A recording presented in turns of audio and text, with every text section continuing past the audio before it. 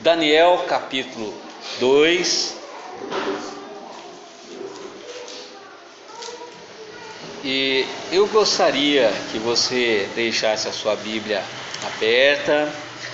No momento oportuno nós vamos destacar alguns versículos do capítulo 2. É um capítulo bem extenso, são 49 versículos, e eu gostaria de destacar alguns versículos, e é por isso que é interessante você deixar a sua Bíblia aberta para você acompanhar a nossa leitura.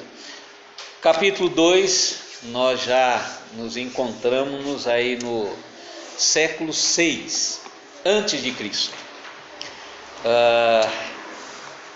E como já vimos domingo passado,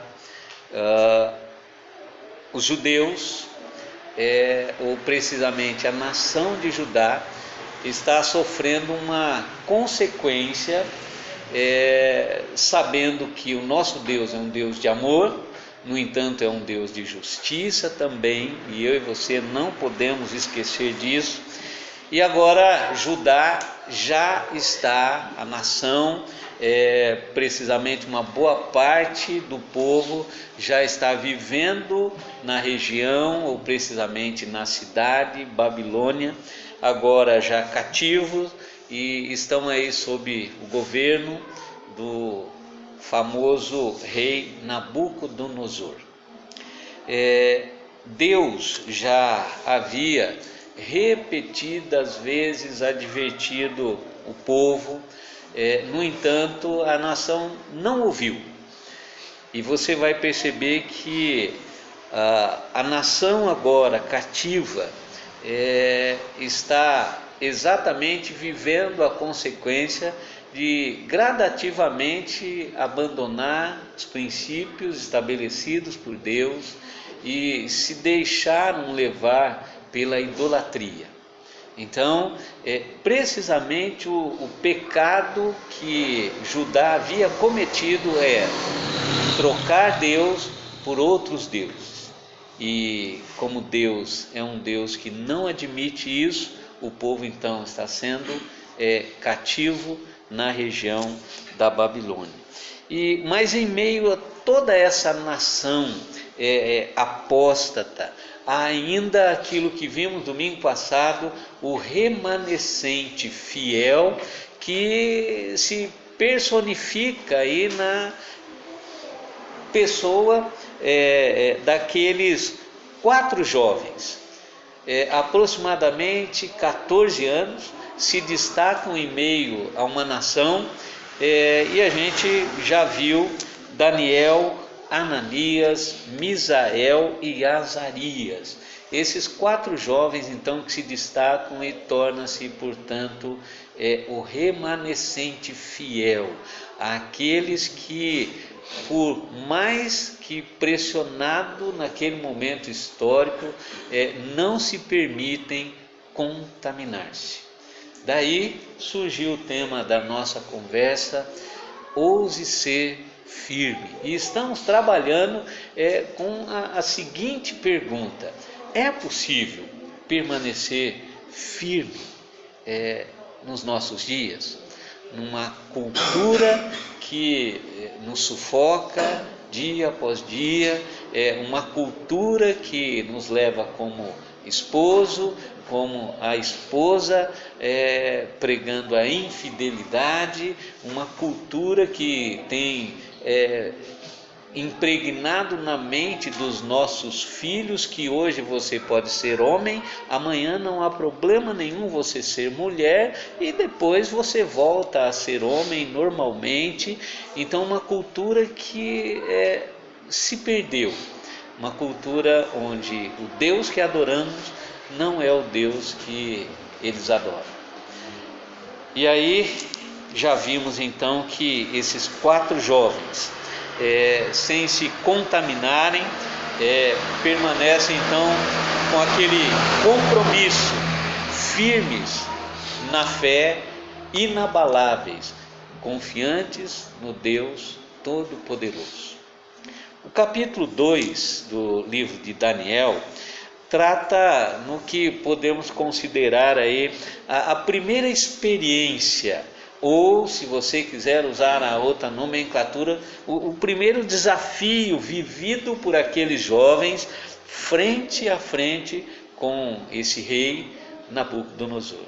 Então é o primeiro desafio que eles vão enfrentar. E esse capítulo é um capítulo assim muito rico, principalmente quando nós consideramos aí as visões proféticas do livro de Daniel. E você vai perceber que o livro de Daniel ele trata de um período muito longo.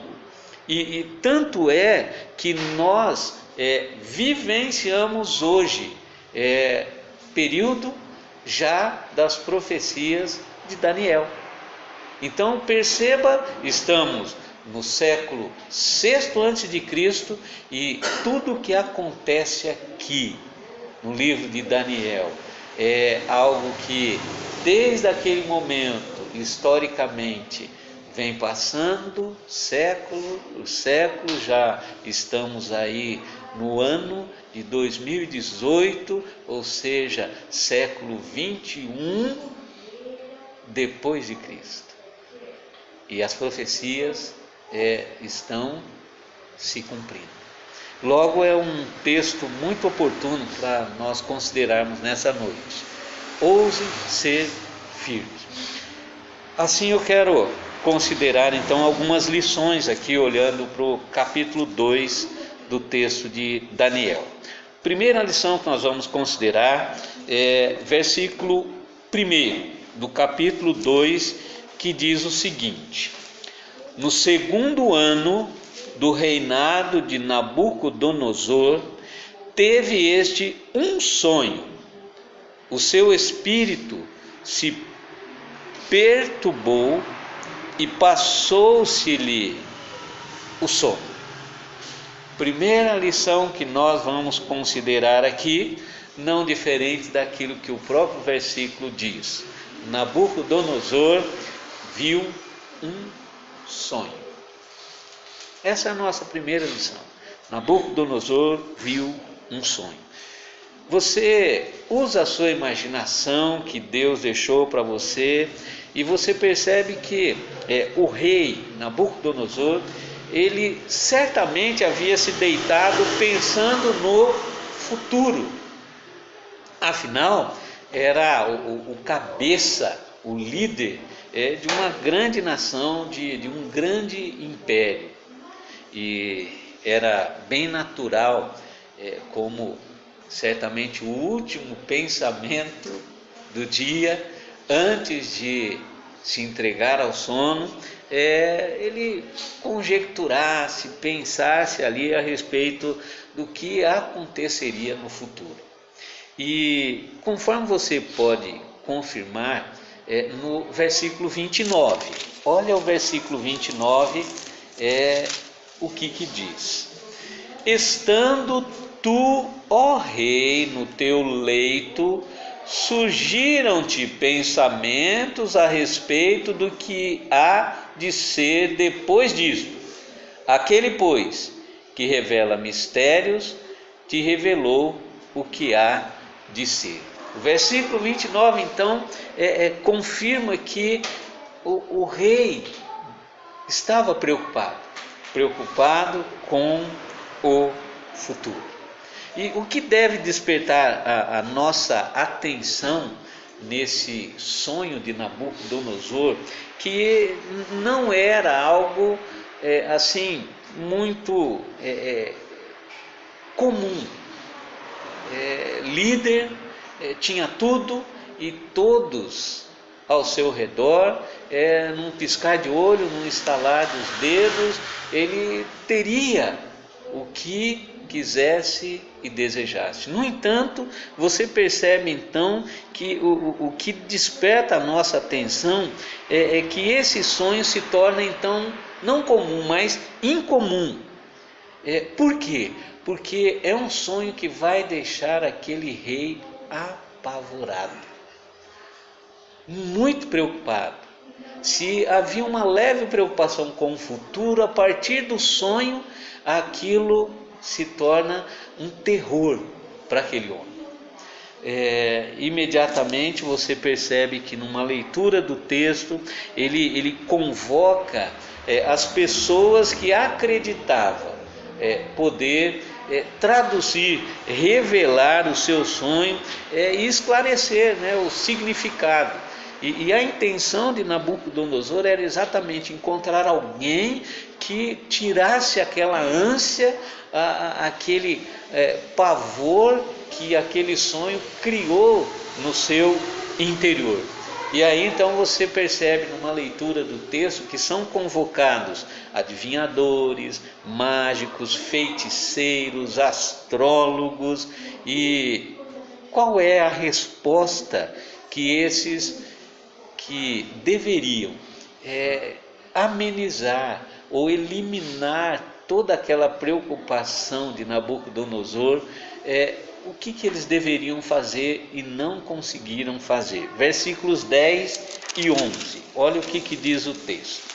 Responderam os caldeus na presença do rei e disseram: não há mortal sobre a terra que possa revelar o que o rei exige, pois jamais houve rei, por grande e poderoso que tivesse sido, que exigisse semelhante coisa de algum mago, encantador ou caldeu.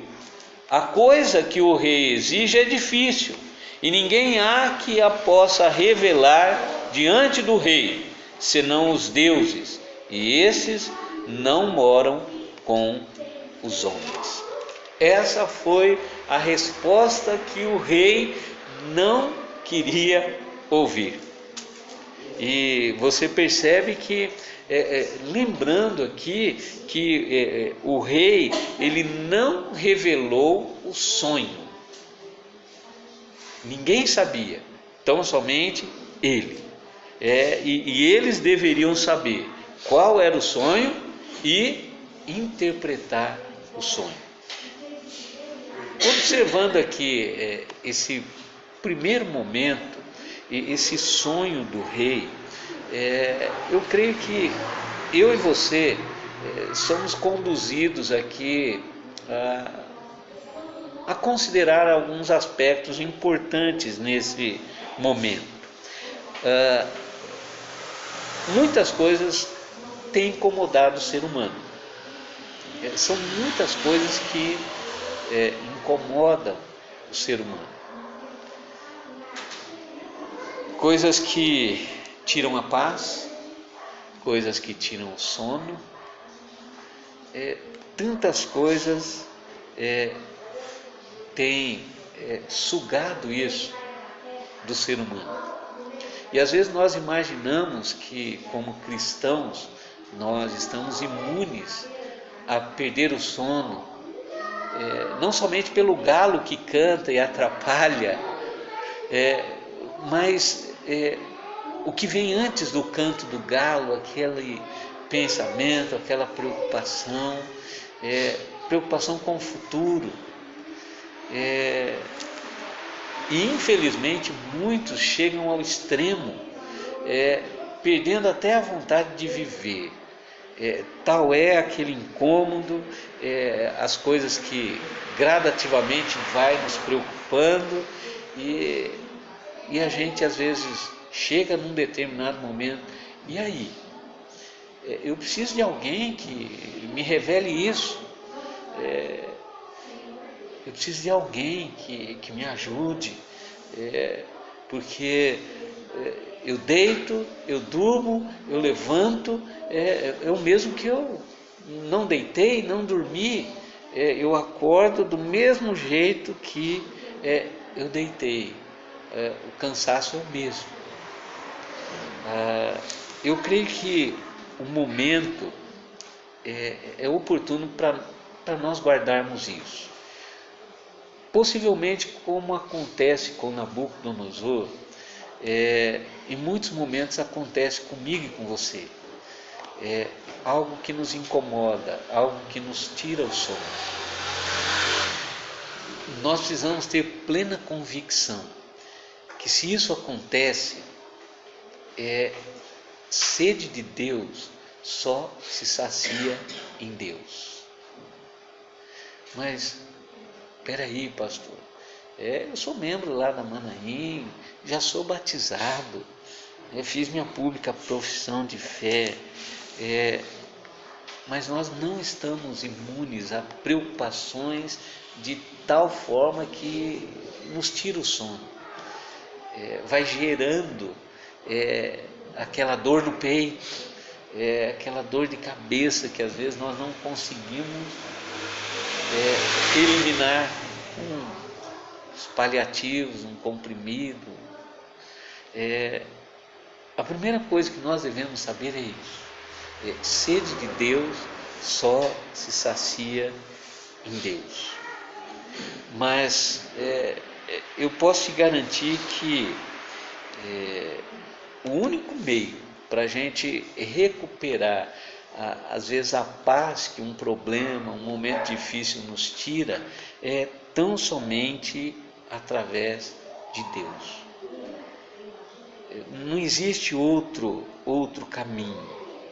E eu e você precisamos saber que, assim como Deus pode resolver esse incômodo nosso num piscar de olhos, no deitar e no levantar, assim também como às vezes isso pode persistir por um tempo.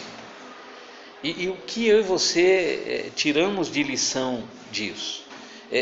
Se às vezes você tem vivido momentos de perder o sono, eu tenho conversado com Deus, mas isso ainda persiste. Eu e você precisamos entender, nunca suponha que o caminho mais curto é o melhor. Deus tem trabalhado a nossa vida, enquanto a resposta das nossas orações não chega, enquanto às vezes o incômodo permanece. Ainda confiar em Deus. Por que eu digo isso?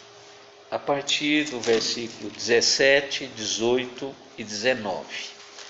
Segunda consideração nesse texto, versículo 17 diz assim: Então Daniel foi para casa e fez saber o caso a Ananias, Misael e Azarias, seus companheiros, para que pedissem misericórdia ao Deus dos céus sobre este mistério, a fim de que Daniel e seus companheiros não perecessem com o resto dos sábios da Babilônia. Então foi revelado um mistério a Daniel numa visão de noite. Daniel bendisse o Deus dos céus. Se na primeira lição Nabucodonosor viu um sonho, segunda lição que eu quero considerar aqui com você, a partir dos dizeres dos versículos 17 a 19, Daniel viu quem é Deus. Nabucodonosor viu um sonho, Daniel viu quem é Deus. Já estava decretada a morte, caso aqueles que o rei convocasse para adivinhar o sonho não fizessem.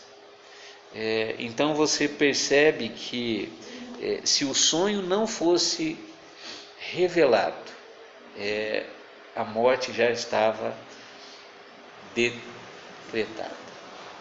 E algo que você já percebeu, Daniel e os seus companheiros, eles não eram astrólogos, mas eles haviam recusado envolver-se com qualquer coisa pagã. E isso nós vimos domingo passado.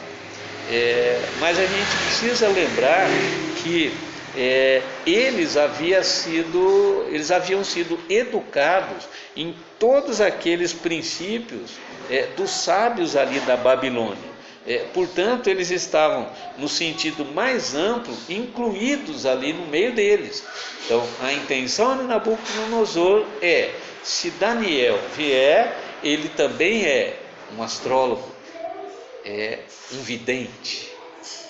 Então, de uma forma ou de outra, ele sabia que se não revelasse, Nabucodonosor já estava decretado a morte dele. E o decreto do rei, impaciente, significava então a morte, já que nós estamos entendendo que Daniel e os seus amigos era o remanescente fiel. E é importante nós guardarmos isso. Se Daniel não revela o sonho de Nabucodonosor, não interpreta o sonho, o remanescente fiel não mais existiria. Mas você vai perceber que o remanescente fiel é algo que sempre vai existir, independente da circunstância. Você vai perceber isso, porque o texto bíblico nos mostra que para que Daniel revelasse aquele sonho, a primeira atitude dele foi buscar em Deus a resposta para o mistério. Primeiramente, ele reconhece que ele era o Daniel, ele não era Deus, ele não era vidente, ele não era feiticeiro, ele era um homem, como eu e você. Mas ele tinha plena convicção de que o Deus Todo-Poderoso iria mostrar para ele qual era o sentido e o significado daquele sonho. E o que ele faz? Ele vai, se reúne com seus amigos e pede a Deus, em oração, numa conversa com Deus. E era uma prática constante desse remanescente fiel, porque nós sabemos e até cantamos e ensinamos às nossas crianças que Daniel orava a Deus. Lembra do cântico? Daniel orava a Deus 3 vezes ao dia. Então, desculpa, gente, é que eu tenho 5.4. Essa canção é do meu tempo. Eu esqueci, me perdoe, tá? Então, era uma prática constante na vida dele. E isso, a primeira coisa, quando ele é convocado, o rei toma conhecimento, ele vai buscar em Deus a resposta. E isso deve despertar a nossa atenção. E Deus, na sua graça, misericórdia, vai mostrar para Daniel o que ele deveria fazer, a partir da oração. E eu creio que quando eu observo esse segundo aspecto aqui nesse texto, eu creio que nós precisamos entender que em todos os momentos da vida, eu e você somos convidados a orar. Talvez não 3, mas 4, 6, 20 vezes ao dia. Porque constantemente eu e você, preservados por Deus a partir do remanescente fiel, Daniel e seus amigos, nós somos considerados o remanescente fiel. Ouse ser firmes. Como nós necessitamos de homens e mulheres que orem. Resgatar esse princípio da conversa com Deus, do diálogo com Deus. E vários são os motivos que nos conduz à oração. talvez aqui agora, né? Às vezes nós estamos aqui, mas eu tenho motivos diversos para orar. Alguém enfermo, que os médicos às vezes desenganou, os médicos desenganaram, mas não temos ainda a resposta de Deus. Trabalho, vivemos um momento de crise, orar para que Deus nos preserve o trabalho que Ele graciosamente nos permitiu. Às vezes aqueles que necessitam de um trabalho, orar, Deus, eu creio que o Senhor pode abrir uma porta de trabalho para mim. Então são muitos os motivos que nós somos convidados a orar. E isso nos leva a pensar seriamente, quantos nos nossos dias, homens, mulheres, jovens e adolescentes, deveriam fazer essa oração que eu ouvi, e eu gostaria de ler para você essa oração. Talvez é uma oração padrão que vai servir muito para mim e para você. A oração que eu ouvi esses dias diz mais ou menos assim: Senhor, me fortaleça nesses dias. Os dias são difíceis, são maus.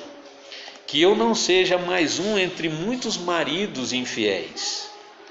Que eu não seja mais um entre muitos cidadãos sonegadores. Que eu não seja mais um entre muitos religiosos. Que eu não seja mais um entre muitos que vivem na aparência do mal. Que eu não seja mais um entre muitos que são atraídos pelo mundo. Que eu não seja mais um entre muitos que vivem com um pé na igreja e outro no mundo. Permita-me viver a semelhança de Daniel e seus amigos, não negando a fé, firme em Ti, fiéis, independente das circunstâncias. Amém. É uma oração padrão que eu e você, apesar de homens e mulheres falhos e imperfeitos, mas Deus está desejoso em trabalhar de tal forma a nossa mente, o nosso coração, para que nós possamos afirmar com muita convicção: é possível ser firme nesse momento histórico que nós vivemos. Última lição no texto, versículos 27 e 28, Daniel capítulo 2, 27 e 28 diz assim: Respondeu Daniel na presença do rei e disse: O mistério que o rei exige, nem encantadores, nem magos, nem astrólogos o podem revelar ao rei. Mas há um Deus no céu, o qual revela os mistérios, pois fez saber ao rei Nabucodonosor o que há de ser nos últimos dias. O teu sonho e as visões da tua cabeça, quando estavas no teu leito, são estas. Daniel então passa a descrever e a revelar o sonho. Terceira e última lição: o cumprimento da palavra de Deus. Primeiro vimos que Nabucodonosor viu um sonho, depois vimos que Daniel viu Deus, e agora o cumprimento da palavra de Deus. E o sonho de Nabucodonosor é revelado. Qual é o sonho? Versículos 31 a 35 diz assim: Tu, ó rei, estavas vendo, e eis aqui uma grande estátua, esta que era imensa e de extraordinária, imensa e de extraordinário esplendor, estava em pé diante de ti, e a sua aparência era terrível. A cabeça era de fino ouro, o peito e os braços de prata, o ventre e os quadris de bronze, as pernas de ferro, os pés em parte de ferro, em parte de barro. Quando estavas olhando, uma pedra foi cortada sem auxílio de mãos, feriu a estátua nos pés de ferro e de barro os esmiuçou. Então foi juntamente esmiuçado o ferro, o barro, o bronze, a prata e o ouro, os quais se fizeram como a palha das eiras no estio, e o vento os levou, e deles não se viram mais vestígios. Mas a pedra que feriu a estátua se tornou em grande montanha, que encheu toda a terra. Esta é a revelação de Deus a Daniel e de Daniel a Nabucodonosor.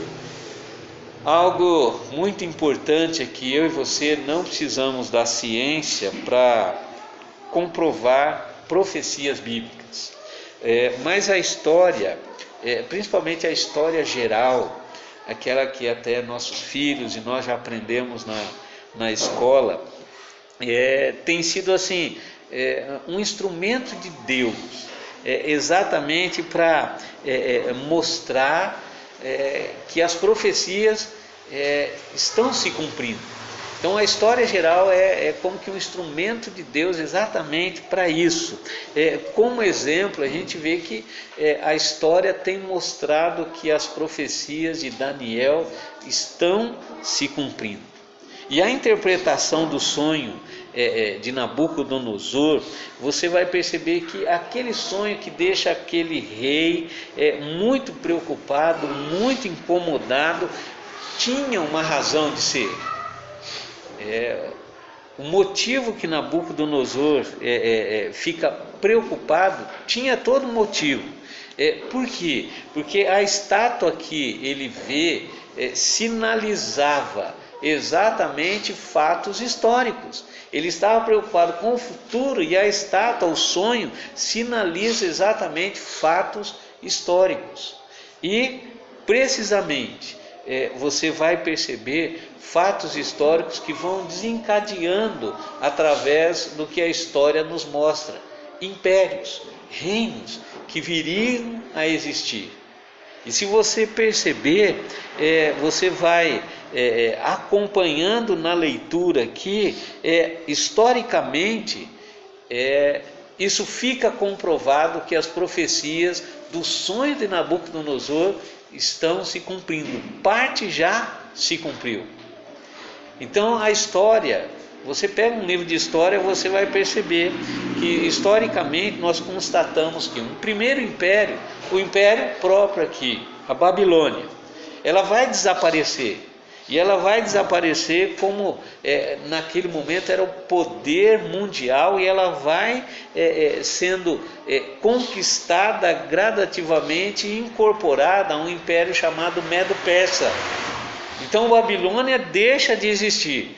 No entanto, a gente vai perceber também que historicamente esse império forte, Medo-Persa, gradativamente vai deixando de existir, e eles vão sendo conquistados pela Grécia. E a Grécia, o poderoso império da Grécia, gradativamente vai sendo conquistado e vai deixar de existir até o Império Romano conquistar. Então você percebe, o Império Romano, ele vai estabelecer um dos impérios mais fortes, abrangente, um império que vive em constante expansão, além de qualquer outro império que já existiu. Então, historicamente, da Babilônia até o Império Romano, o sonho de Nabucodonosor se cumpre. A estátua vai como que se diluindo, desaparecendo gradativamente. E aí, algo que desperta muito a minha atenção aqui nas profecias de Daniel é que foi nos dias desse último império, Império Romano, que outro rei foi existir. Um novo rei surge, um novo reino vai ser estabelecido. Lucas capítulo 2, versículo 1, olha o que o evangelista Lucas diz. No capítulo 2, versículo 1, Lucas diz assim: naqueles dias, que dias? Do Império Romano, foi publicado um decreto de César Augusto, convocando toda a população do Império para recensear-se. E nós lembramos, quando lemos esse texto, de José, Maria, manjedoura, e precisamente de Jesus. Durante esse último império, a estátua sendo diluída, que um novo reino vai surgir. Então, o versículo 35 de Daniel 2, você percebeu na leitura que foi nos dias do Império Romano que uma pedra, segundo o que revela o versículo 35 de Daniel 2, uma pedra sem origem, que o texto diz, no entanto, já existia. Não teve origem, já existia. Antes dos tempos. Jesus, o eterno Filho de Deus, que vem em Belém, a princípio como um bebê, para estabelecer o seu reino. E um reino que permanece até hoje e permanecerá para sempre. Então perceba a profecia de Daniel do capítulo 2. E tudo aconteceu conforme Daniel revela ao rei Nabucodonosor, século 6 antes de Cristo.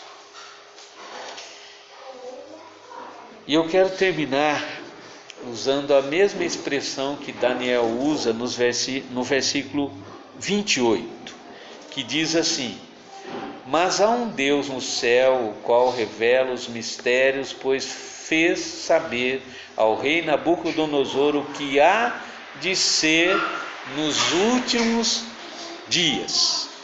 Daniel aqui já está falando dos últimos dias.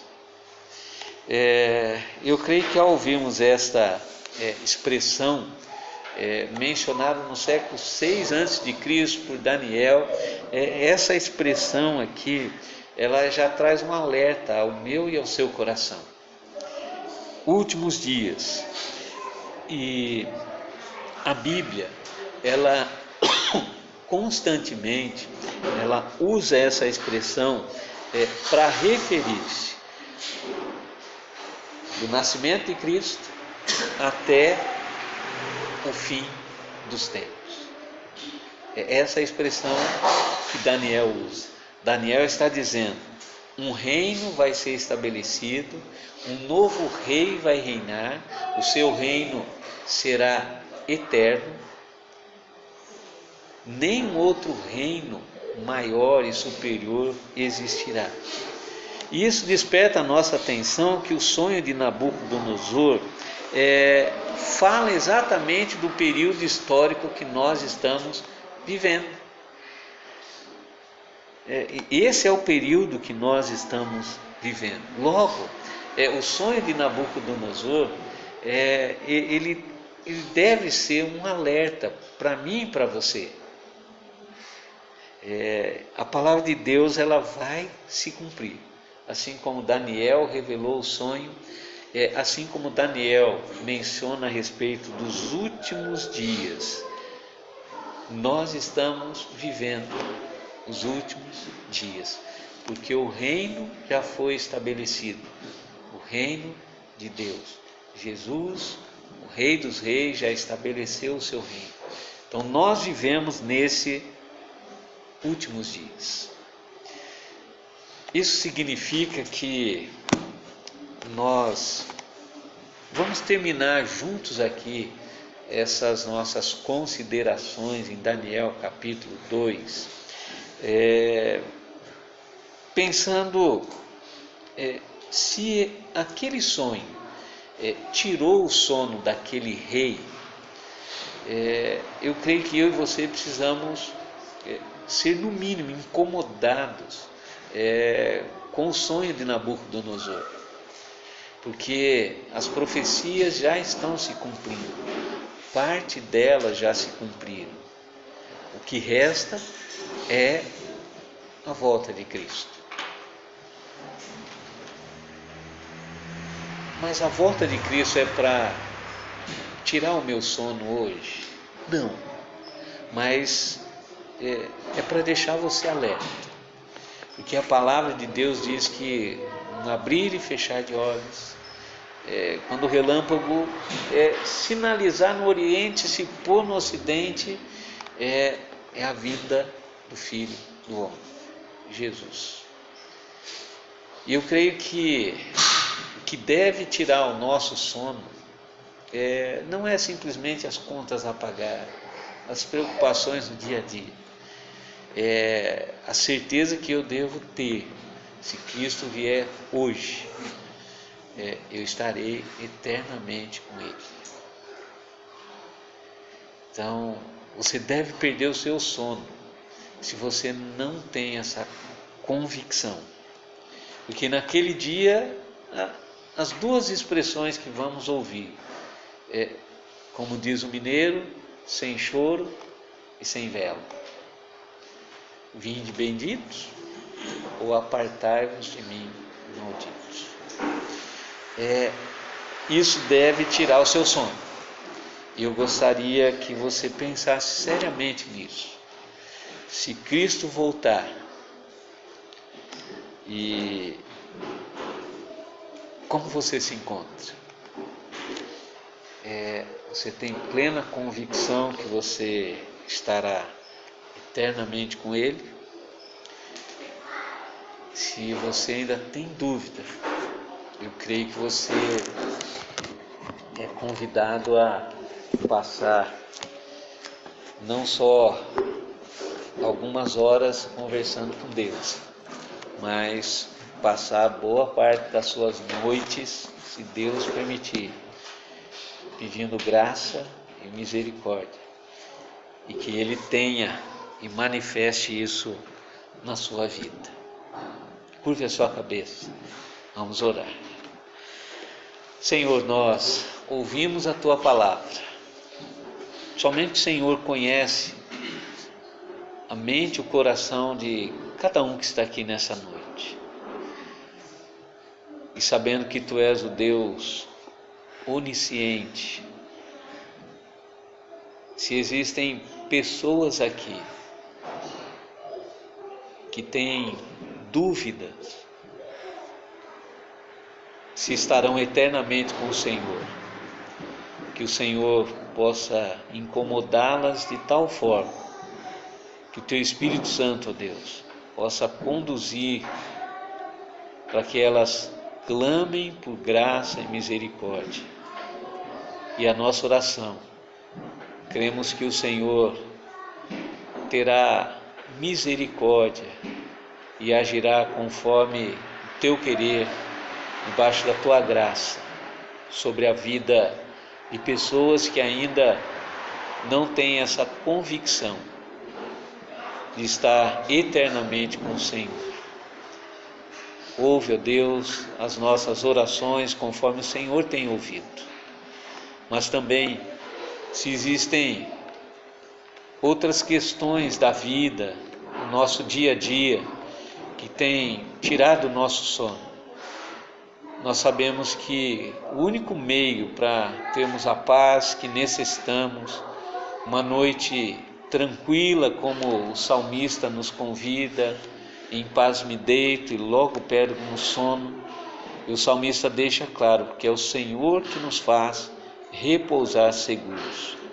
Se coisas, ó Deus, têm tirado o nosso sono, que o Senhor trabalhe a nossa mente, o nosso coração, eliminando as preocupações, e conforme diz a Tua palavra, elimine, ó Deus, toda a ansiedade da nossa mente e do nosso coração. Certamente o Senhor nos convida a confiar e dependermos mais de Ti.